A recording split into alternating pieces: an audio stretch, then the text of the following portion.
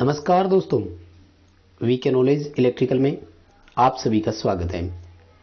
दोस्तों, ट्रांसफॉर्मर एक ऐसा टॉपिक है जिसके कंपटीशन एग्जाम में सबसे ज़्यादा क्वेश्चन पूछे जाते हैं। आज की इस वीडियो में हम बात करने वाले हैं कि लास्ट 10 वर्षों में वो कौन से ऐसे क्वेश्चन हैं जो ट्रांसफॉर्मर में से सबसे ज़्यादा बार रिपीट हुए हैं। रिसेंटली यूपीपीसीएल TG2, यूपी आर्मिनल TG2, DRDO टेक्नीशियन और MPTO 4 बड़े एग्जाम आपके सामने हैं। यदि आप इनमें से किसी भी एग्जाम की तैयारी कर रहे हैं तो ये कंप्लीट वीडियो लास्ट तक जरूर देखना। हम आपको 15 से 20 वो क्वेश्चन बता रहे हैं जो सबसे ज़्यादा बार पूछे गए हैं और उनसे बनने वाले 4 क्वेश्चन और, यानी लगभग हम इस वीडियो में 50 से ऊपर क्वेश्चन करने वाले हैं। सो मैं रिक्वेस्ट करूंगा कंप्लीट लास्ट तक आप वीडियो जरूर देख लेना। वीडियो पसंद आ जाए तो लाइक जरूर कर देना और हो सके तो अपने दोस्तों को इसे शेयर जरूर कर देना। आइए आज के क्वेश्चनों से शुरू करते हैं। सवाल नंबर 1 आपके सामने है। दोस्तों, सवाल एक ऐसा जो ट्रांसफॉर्मर की वर्किंग को लेकर हमेशा पूछा जाता है और सबसे पहला हमारा आज का क्वेश्चन यही है कि ट्रांसफॉर्मर एक ऐसी डिवाइस, एक ऐसा उपकरण, कई दफ़ा इसको मशीन में भी इंक्लूड कर लिया जाता है। लैंग्वेज को आप ध्यान रखें, कैसी भी हो सकती है वो आपके सामने।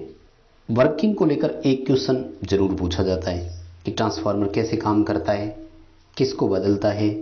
अगर आप ऑप्शंस के साथ जाते हैं तो एक एक करके देखने पर आप इस तरह के क्वेश्चन का आंसर कर पाएंगे। मैं सारे उत्तर बताता हूं आपको, यानी हम इस पहले क्वेश्चन में प्रयास करेंगे 3-4 चीज़ें सीखें।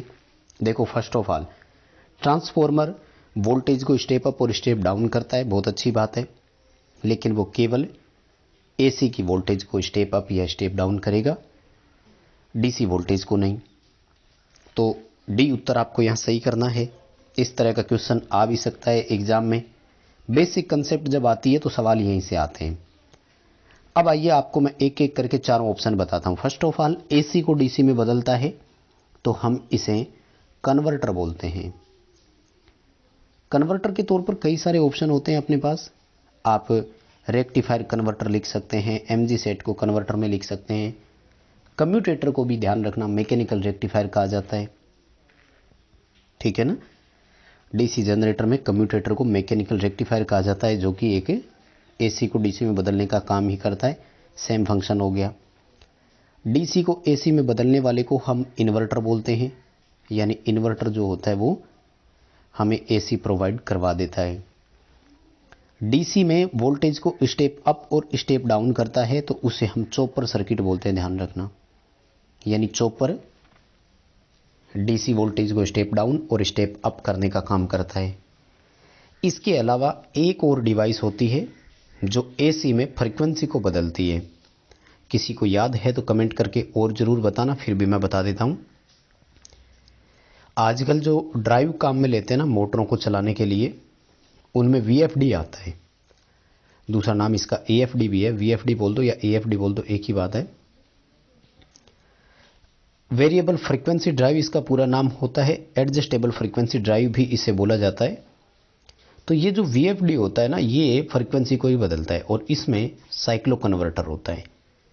तो पेपर में इस साइक्लो कन्वर्टर का भी क्वेश्चन आ चुका है, ध्यान रखना। तो ये क्या करता है, AC में कांस्टेंट फ्रीक्वेंसी को वेरिएबल फ्रीक्वेंसी में करता है, यानी फ्रीक्वेंसी बदलने वाला AC में वो साइक्लो कन्वर्टर कहलाता है, ठीक है।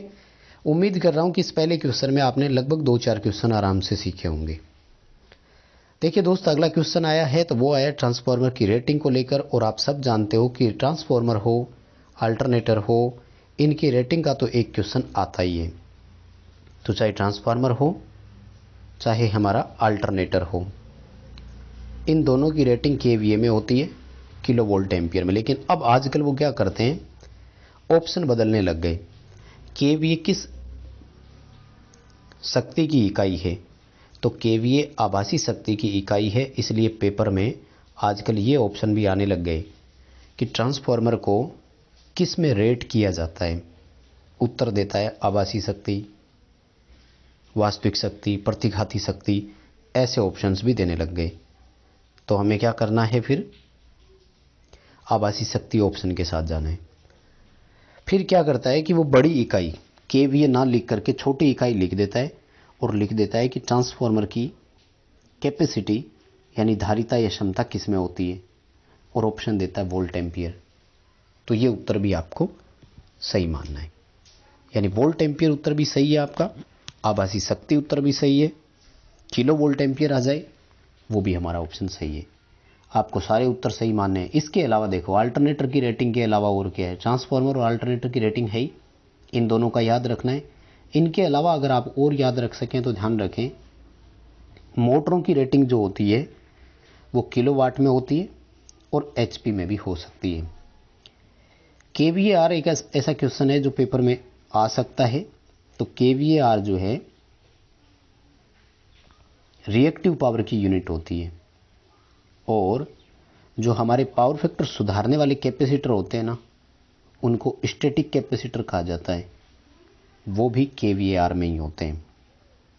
ठीक है, पावर फैक्टर सुधारने वाले कैपेसिटर की रेटिंग केवीएआर में होती है, किलो वोल्ट एम्पियर रिएक्टिव। तो ये भी एक अच्छा क्वेश्चन है और ट्रांसफार्मर की दृष्टि से पेपरों में आता भी है, चाहे दिल्ली मेट्रो का हो, इसरो का हो, राजस्थान टेक्निकल हेल्पर हो, यूपीपीसीएल जैसे एग्जाम में क्वेश्चन इसके आए हैं। चलो देखो अगला क्वेश्चन क्या पूछ रहा है, ये भी ठीक है, अच्छा क्वेश्चन है। इस तरह के क्वेश्चन भी आए हुए हैं पेपरों में। वो कह रहा है कि जब मेजरमेंट का हमारा पर्पज हो, यानी मापन का उद्देश्य है, इसलिए मापन उपकरणों के साथ उपयोग में संयोग या संयोजन बोल सकते हो, कॉम्बिनेशन बोल देते हैं इसको। तो वो कौन से ट्रांसफार्मर है जो काम में लिए जाते हैं? बहुत सिंपल है। मैं आपको उत्तर बताने से पहले नाम बताना चाहूँगा। दो ट्रांसफार्मर होते हैं जिनको हम किस नाम से जानते हैं, सीटी और पीटी। और बड़े टाइटल या बड़े नाम पर इन दोनों को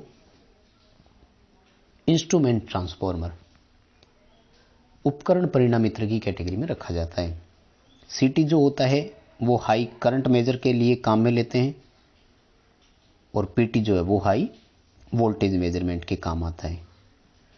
ये आपको केवल ध्यान रखना है कि इस तरह के इंस्ट्रूमेंट का उपयोग केवल और केवल इंडक्शन टाइप इंस्ट्रूमेंट के साथ ही काम में लिया जाता है। यानी सीटीपीटी का उपयोग आप कब कर सकते हैं? जब आपके पास इंडक्शन एम्पीयर मीटर हो, इंडक्शन वोल्ट मीटर हो। हालांकि इन सब के अलावा हम सीटीपीटी के और भी उपयोग ले सकते हैं। सीटी के बारे में यह कहा जाता है कि इसके उपयोग के दौरान इसे सेकेंडरी को हमेशा बंद रखना चाहिए, इसकी सेकेंडरी सदैव शॉर्ट सर्किट होनी चाहिए, यानी सेकेंडरी कभी भी ओपन नहीं होनी चाहिए। और कहते हैं कि अगर सेकेंडरी ओपन हो गई तो इसकी कोर सैचुरेट हो जाएगी और ब्लास्ट होकर सीटी फट जाएगा। सीटी हाई करंट मेजरिंग के लिए काम में लेते हैं, लेकिन याद रखें इसके अलावा एक और ऑप्शन भी पेपर वाला हमें देता है, और वो ऑप्शन है मीटरिंग। यानी सीटी को हम मीटरिंग और प्रोटेक्शन दोनों के काम में लेते हैं, ये आपको याद रखना है। यानी सीटी जो है वो रिले वगैरह के साथ भी लगती है और मापी इंस्ट्रूमेंट के साथ भी लगती है। मापी इंस्ट्रूमेंट कौन कौन से हैं जिनके साथ सीटी लग सकती है? एम्पियर मीटर, वाट मीटर और इंडक्शन एनर्जी मीटर। इन तीनों के साथ हम सीटी लगाते हैं। खैर सीटीपीटी से एक अगला जो सवाल आता है वो इनके न्यूमेरिकल का भी आता है। मैंने बहुत अच्छे से करवाई हुई है, आप एक बार प्लेलिस्ट में जाकर जरूर देखें। सीटीपीटी के न्यूमेरिकल भी हमने बहुत करवाए हैं, सीटीपीटी के क्वेश्चन भी करवाए हैं, सीटी और पीटी दोनों को अलग अलग एक्सप्लेन भी किया है। अगला देखो सवाल, क्वेश्चन देने का पर्पज क्या था? क्वेश्चन देने का टारगेट यह है कि आपसे ट्रांसफॉर्मेशन रेशियो के बारे में एक सवाल जरूर पूछा जाएगा, और हो सके तो रेशियो का कम से कम वैल्यू जरूर याद रखें, जैसे सेकेंडरी वोल्टेज और प्राइमरी वोल्टेज का अनुपात, जैसे सेकेंडरी टर्न और प्राइमरी टर्न का अनुपात, जैसे प्राइमरी करंट और सेकेंडरी करंट का अनुपात। तो यहां से तो एक क्वेश्चन पूछा जाता है। फिर आपको वैल्यू के आधार पर याद रखना है कि ट्रांसफॉर्मेशन रेशो इकाई भी हो सकता है, ट्रांसफॉर्मेशन रेशो एक से अधिक भी हो सकता है, और ट्रांसफॉर्मेशन रेशो इकाई से कम भी हो सकता है। तो इन तीनों की वैल्यू कब कब होती है? ट्रांसफॉर्मेशन रेशो जब इकाई होता है तो सेकेंडरी और प्राइमरी में टर्न हमेशा बराबर होते हैं। इस ट्रांसफॉर्मर को आइसोलेशन ट्रांसफॉर्मर बोलते हैं, पृथककारी ट्रांसफॉर्मर बोलते हैं। उसके बाद आ जाते हैं इकाई से अधिक में, तो अगर ट्रांसफॉर्मर स्टेप अप है तो रेशो इकाई से अधिक होगा, अगर ट्रांसफॉर्मर स्टेप डाउन है तो रेशो इकाई से कम होगा।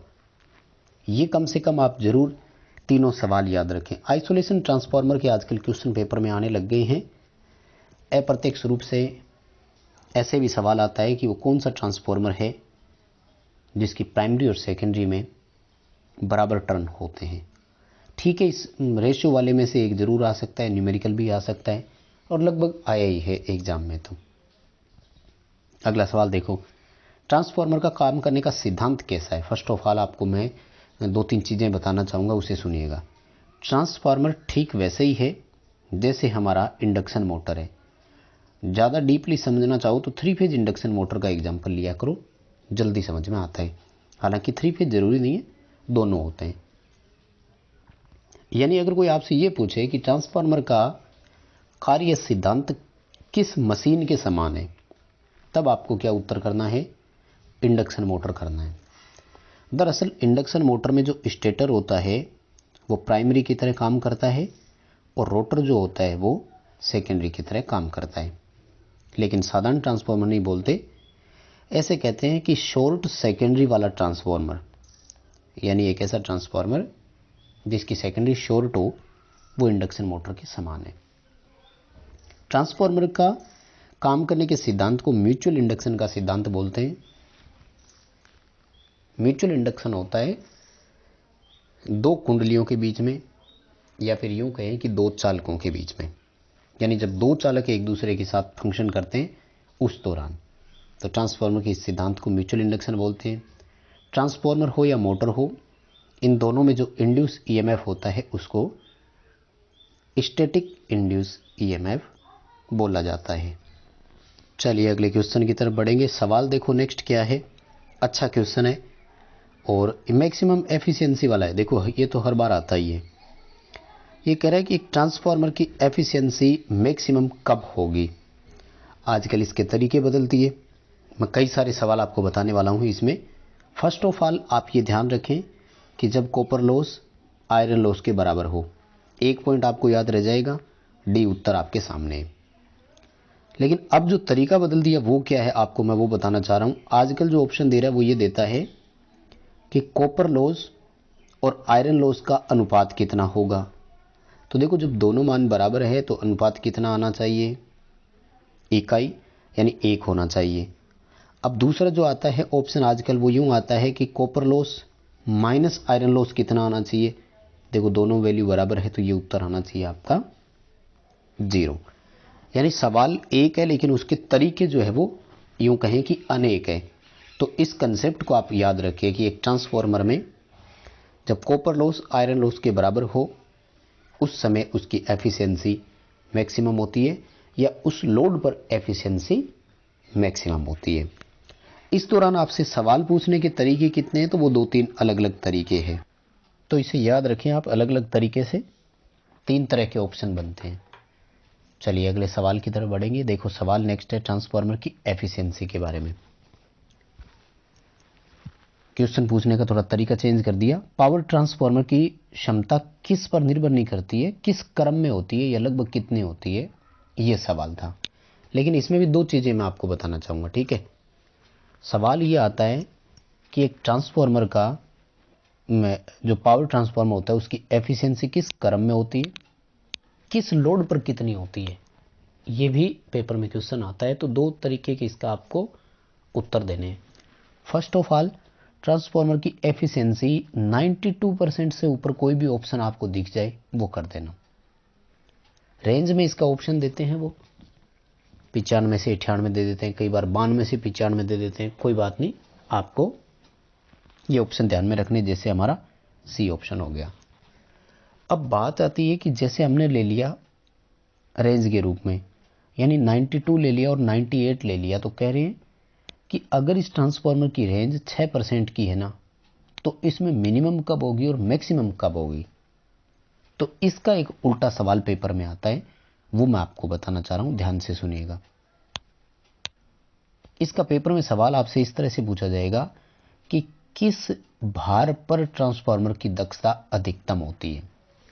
लोड के बारे में नहीं पूछ रहा है, सॉरी लॉस के बारे में नहीं पूछा है, यहाँ लोड के बारे में पूछा है कि कौन से लोड पर आपको देना है। दो ऑप्शन आते हैं, पावर ट्रांसफार्मर की पूछ रहा है या डिस्ट्रीब्यूशन ट्रांसफार्मर की पूछ रहा है। इसके आपको दो उत्तर बनते हैं, दोनों अलग अलग याद रखें तो ज़्यादा सही रहेगा।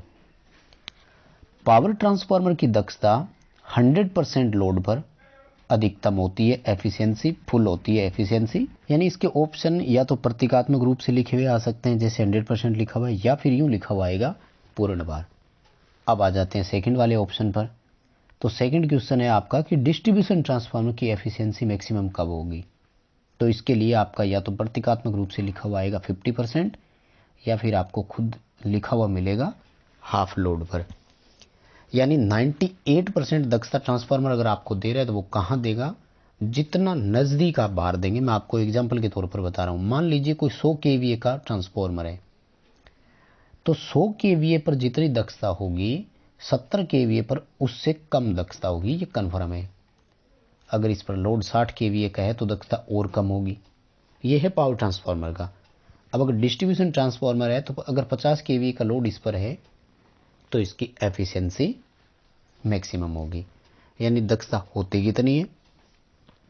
पावर ट्रांसफार्मर की अधिकतम कब होगी, डिस्ट्रीब्यूशन की अधिकतम कब होगी, ये 3 सवाल आपसे और यहाँ पूछे जा सकते हैं। और अगला सवाल देखो, चलिए क्वेश्चन देखो क्या पूछ रहा है कि ट्रांसफार्मर में ओपन सर्किट टेस्ट से हम किसका पता लगा सकते हैं।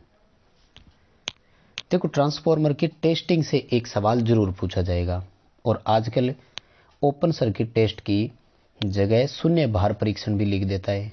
और इन दोनों में वैसे तो बात एक ही है, लेकिन दोनों के नाम में फ़र्क होता है।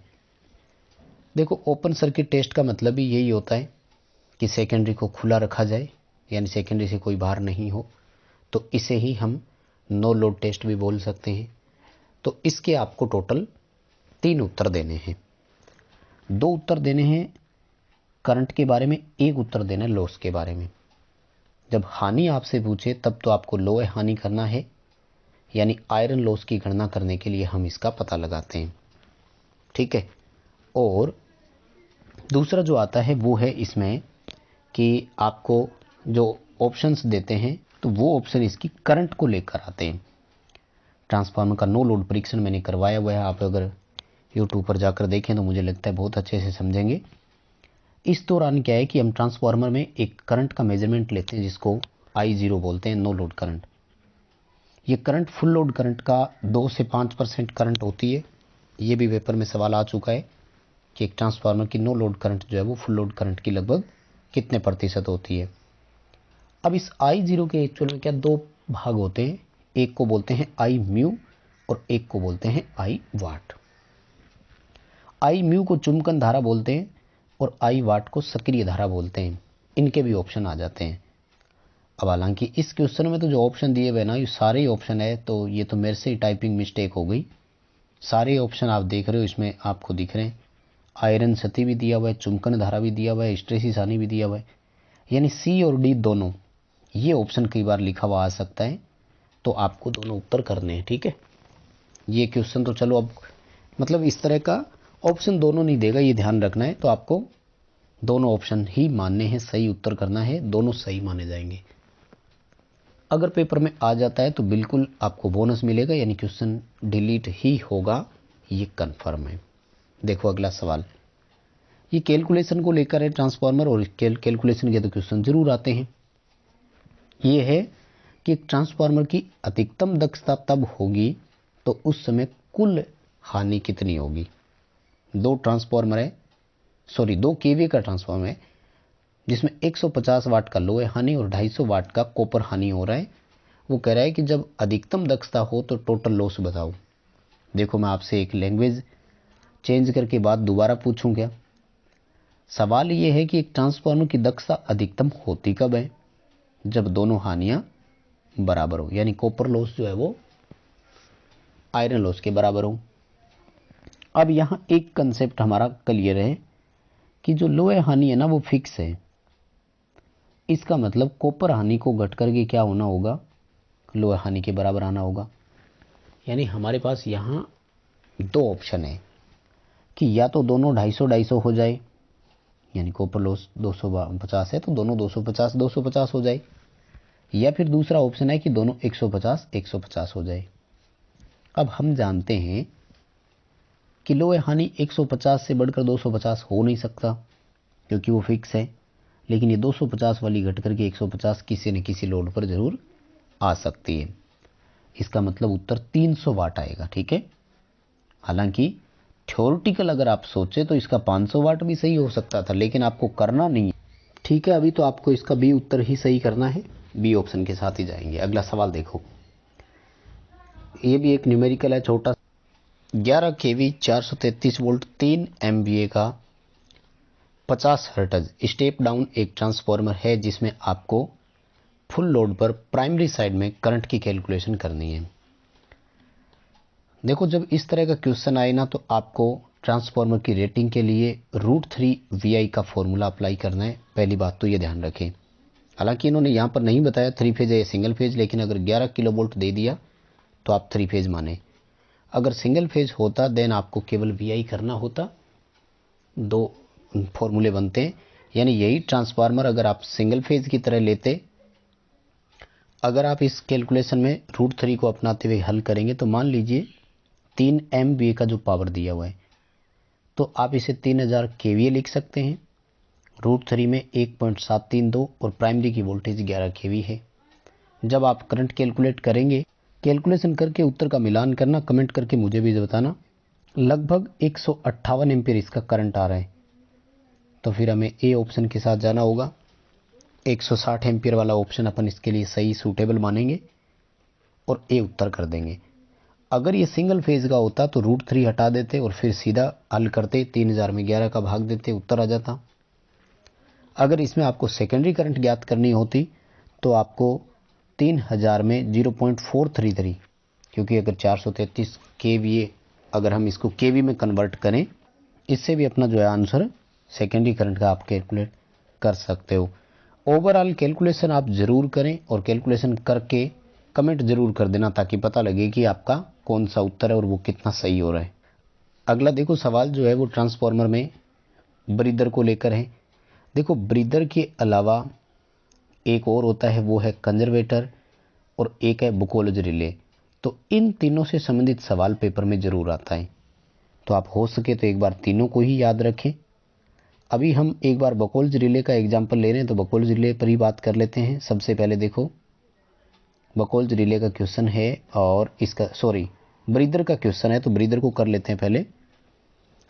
ब्रीदर होता है श्वसक बोलते हैं हिंदी में, और ये तब होता है कि जब कंजर्वेटर मेन ऑयल टैंक में तेल की आपूर्ति प्रदान करता है ना, उस दौरान जो वो सांस लेता है तो वो श्वसन क्रिया ब्रीदर के माध्यम से ही कंप्लीट होती है।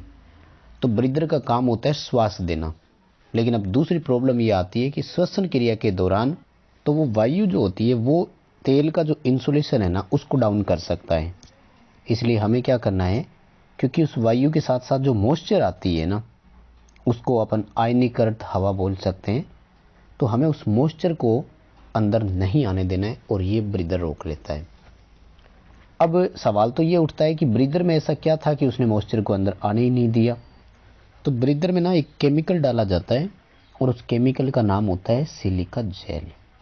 ठीक है, तो सिलिका जेल श्वसन वायु से जो नमी आती है उसको रोकने का काम करता है और श्वसन क्रिया कंप्लीट करवाती है।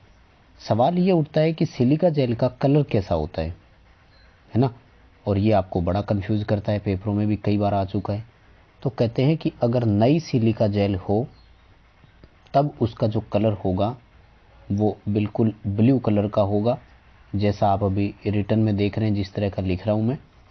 और अगर बात करें उसके नमी सोख लेने के बाद, तो नमी सोख लेने के बाद में जो है वो बिल्कुल गुलाबी रंग की हो जाती है, यानी पिंक उसका कलर होगा।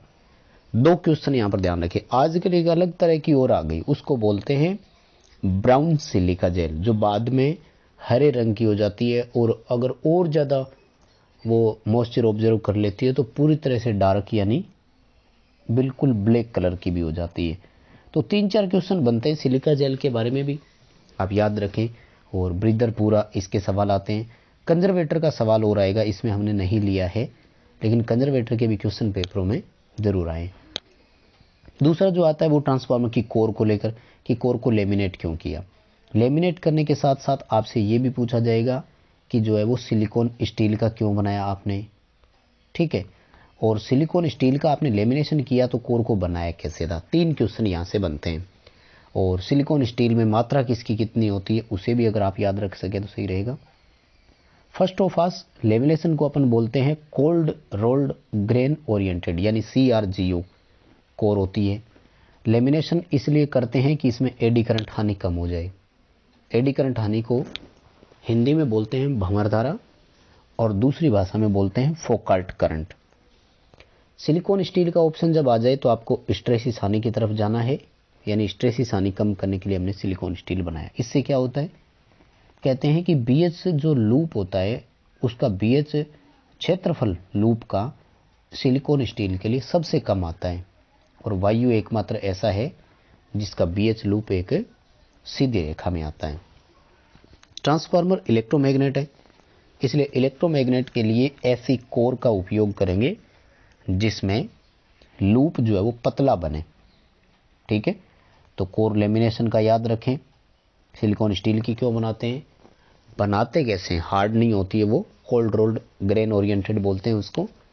दोनों तीनों क्वेश्चन आ सकते हैं। मात्रा का भी ध्यान रखें, लगभग 2.4 से 3% के आसपास उसमें सिलिकॉन मिला होता है, इसलिए अपन उसको सिलिकॉन स्टील बोलते हैं। अगला सवाल, स्टैटिक इंड्यूस EMF किस में होता है। देखो फैराडे का जो विद्युत चुंबकीय प्रेरण नियम था ना, फैराडे का इलेक्ट्रोमैग्नेटिक इंडक्शन नियम, इसके अनुसार 2 तरह के EMF होते हैं, एक होता है गतिज और दूसरा होता है स्थैतिक।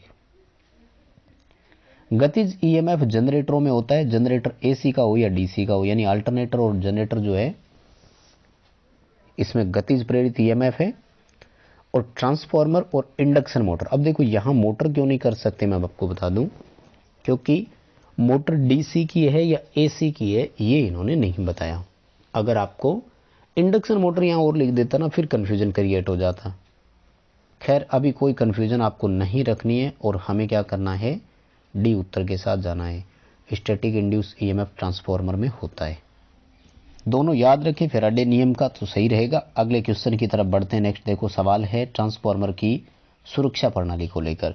तो ट्रांसफार्मर की सुरक्षा के लिए हम किसका उपयोग करते हैं, तो बकोल्ज रिले आ जाएगा।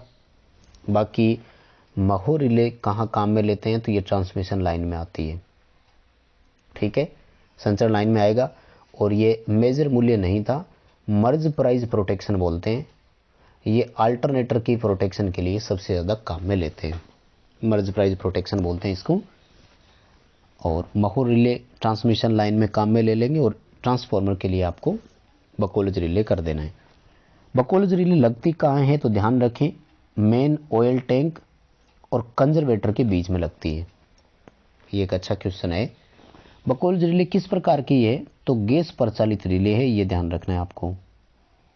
यांत्रिक रिले है, ये भी आपको ध्यान रखना है। मैकेनिकल रिले है, जैसे फ्लोट वगैरह उठते हैं ना, तो उस तरह की रिले आप इसको मान सकते हैं। यानी बकोल्ज रिले को कुल मिलाकर आप अच्छे से पढ़ लें, बकोल्ज रिले के क्वेश्चन पेपर में आपको देखने को मिल सकते हैं। एक जो सवाल आता है वो ट्रांसफार्मर के विशेष कनेक्शन में से आता है। एक तो कनेक्शन इनमें से आ जाएगा कि स्टार स्टार है और ये स्टार स्टार है तो फेज अंतर कितना है, 0 डिग्री का। और अगर ये स्टार है तो फेज अंतर कितना है, 180 डिग्री का। इसी तरह से डेल्टा डेल्टा का 0 डिग्री का, फिर स्टार डेल्टा में माइनस का 30 डिग्री प्लस का 30 डिग्री। उसके बाद में आता है इसमें 11 और वो कनेक्शन का। फिर 4 इसके विशेष कनेक्शन होते हैं, तो पेपरों में वो भी सवाल आते हैं। विशेष कनेक्शन कौन से होते हैं 4, VV बैंक और T टाइप, यानी इसको स्कॉट कनेक्शन भी बोलते हैं अपन। और एक टर्शियरी वाइंडिंग होती है, वो भी विशेष कनेक्शन में ही इंक्लूड करते हैं अपन, ठीक है। तो यहाँ सवाल देखो 3 फेज को 2 फेज में और 2 फेज को 3 फेज में अगर कन्वर्ट करना है तो इसके लिए हम स्कॉट कनेक्शन का यूज करते हैं। स्कॉट कनेक्शन का दूसरा नाम हमारा TT संयोजन होता है या T टाइप संयोजन होता है। VV बैंक एक तरह से ओपन डेल्टा कहलाता है, यह ध्यान रखना, इसे खुला डेल्टा कहा जाता है। और ये जो हमारा पूरा 3 वाइंडिंग वाला डेल्टा होता है उसका 58% भार ये उठा लेता है। लगभग ये क्वेश्चन ऐसे हैं जो पेपरों में आ चुके हैं। अगला सवाल देखो, ये ट्रांसफार्मर ऑयल को लेकर है कि एक ट्रांसफार्मर में तेल का काम क्या होता है। देखो ट्रांसफार्मर हो या वैसे जनरली आपको बताऊं, तेल जो है ना वो 3 तरह के काम करता है, ल्यूब्रिकेशन, इंसुलेशन और कूलिंग। ल्यूब्रिकेशन तो वहां काम में लेते हैं जहां घर्षण हो। अब हम सब जानते हैं कि ट्रांसफार्मर में तो कोई घर्षण होता ही नहीं है, इसलिए ल्यूब्रिकेशन के अलावा बाकी 2 काम वो कर देगा। तो क्या क्या करेगा, इंसुलेशन और शीतलन प्रदान कर देगा। ए उत्तर है ना, इंसुलेशन भी प्रोवाइड करवा देगा, कूलिंग भी प्रोवाइड करवा देगा। ठीक है, तो बस दोस्तों ये क्वेश्चन हमने चूज किए थे आपके लिए। उम्मीद करता हूं आपको क्वेश्चन पसंद आए होंगे। कमेंट करके जरूर बताना क्वेश्चन कैसे लगे। चैनल से पहली बार जुड़े हैं तो सब्सक्राइब कर लीजिए। डिस्क्रिप्शन में लिंक दिया हुआ है, हमारा एंड्रॉइड एप्लीकेशन डाउनलोड कर लीजिए और ये वीडियो अपने दोस्तों को फॉरवर्ड जरूर कर दीजिए।